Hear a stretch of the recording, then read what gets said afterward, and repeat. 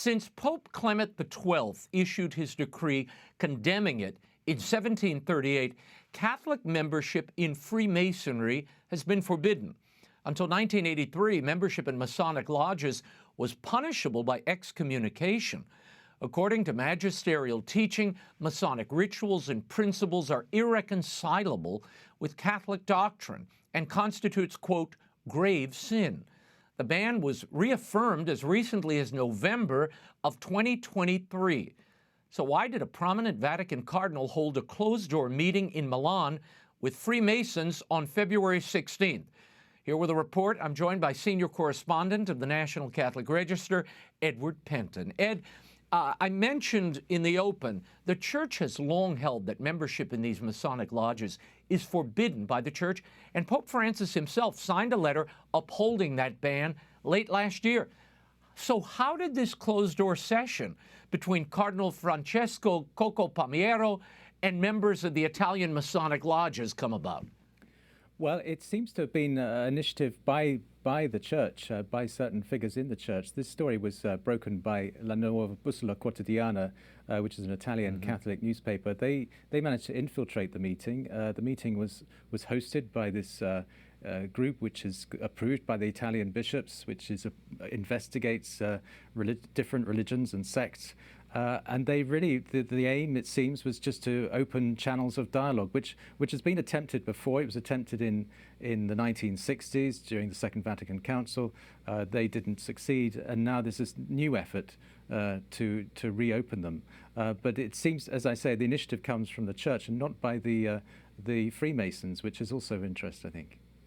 What was the nature of these discussions? I mean, was it an official Vatican deliberation? Or did Coco Pamier and the others, including the president of the Pontifical Academy of Theology, are they just acting on their own?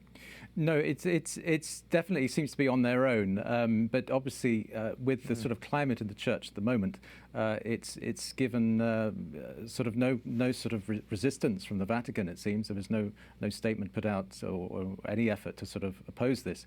But the other interesting thing about it too is that it was a closed-door meeting. It was the press wasn't invited by the request of the Archbishop of Milan, not by the Freemasons, who quite happily made their speeches public.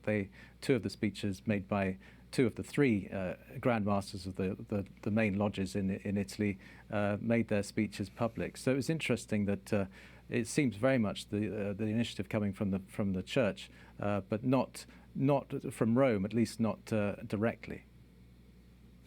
85-year-old Cardinal Coco Pamier, he said of the meeting that he believed, quote, an evolution in mutual understanding has been taking place between the lodge and the Church over the last half-century. Now, since Masonry has always been considered antagonistic and opposed to the Church, what is this evolution based on? Well, it's interesting. There seems to be, there was another person speaking at this event, Bishop Stagliano, who's an Italian bishop. It was interesting putting together both his speech, or the words that he is reported to have said, and the speech of one of the Grand Masters, because they both talk about the sort of importance of openness to dialogue, but not just dialogue, but to Holy Communion, at least from the Grand Master's point of view, saying that, well, the Pope's given access to Holy Communion for divorced and remarried, and you know, his openness to homosexuals, and so why not us? And the Bishop Stagliano also gave a sort of similar position, saying, well, you know, we need to do away with, not do away with, but sort of put doctrine aside so that we can dialogue with these people and basically go along with sort of what the Grand Master was saying in terms of sort of who am I to judge and that sort of approach. So there's a sort of synergy, if you like, between the two, which I think is also interesting between these two figures, at least. It's interesting. All right, Ed, before I let you go, Cardinal Christoph Schonborn is warning of schism, as the bishops of Germany indicated they intend to push forward with reform which would include lay governance as part of their controversial synodal way. This following a Vatican letter over the weekend that called on the German bishops to suspend a vote on the matter. Schonborn said the following: the idea of bishops voluntarily binding themselves to the decisions of synodal councils is not compatible with the core of the episcopal mission. Ed, is the cardinal too late in sounding this warning? And what are you hearing about this? Yes, well, I heard today that the vote was suspended, so they did listen to the Vatican, and they've suspended this vote on this synodal committee. But yes, I think the sense is that this is too late. I mean, I think a lot of people who have been following this were warning that this, this could come, and that the Vatican is going to have to step down on them pretty hard at some point, and that's what they've had to do. But of course, the argument is, well, this should have been done a long time ago, and this should have been nipped in the bud.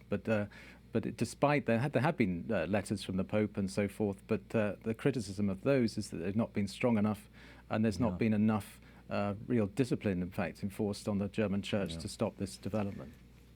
Now we'll see how this shakes out. Edward Pentin, we will leave it there. You can always follow Ed's reports and columns on X at Edward Pentin. Thank you, Ed. Thank you, Raymond.